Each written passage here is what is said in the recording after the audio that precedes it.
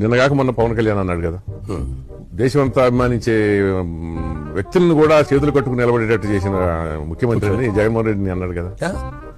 So మరి హీరోలందరూ ఆ రోజున వెళ్తే సాగిలు పడ్డారు కదా సార్. సాగిలు పడ్డారు కాదు, గేట్ బయట కార్లు ఆపి నడిచి వచ్చారు లోపల. నడిచి వెళ్ళారు, నడిచి వచ్చారు.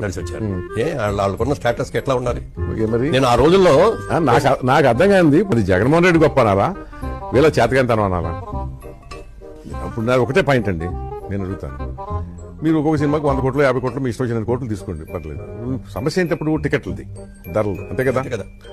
ఓకే, జగన్మోహన్ రెడ్డి మీ మీద కక్ష కట్టాడు అనుకుందాం, మీ సినిమాలకి టికెట్ల రేట్లు పెంచనివ్వడు అనుకుందాం, ఫైన్, తగ్గించుకో ఒక సినిమాకి. అదే ఒక 50 ఏళ్ళు అయితే జగన్మోహన్ రెడ్డి ముఖ్యమంత్రి ఉండడు కదా, నువ్వు 50 ఏళ్ళు హీరోగా ఉండవు కదా. ఒక సినిమాకో 2 సినిమాలకు రెమ్యునరేషన్ ఆంధ్ర ప్రాంతంలో తగ్గినంత మాత్రాన వీళ్ళేమి బికార్లు అయిపోరు కదా. వాళ్ళకి స్పాన్ పెరిగింది కదా, మార్కెటింగ్ పెరిగింది. దేశం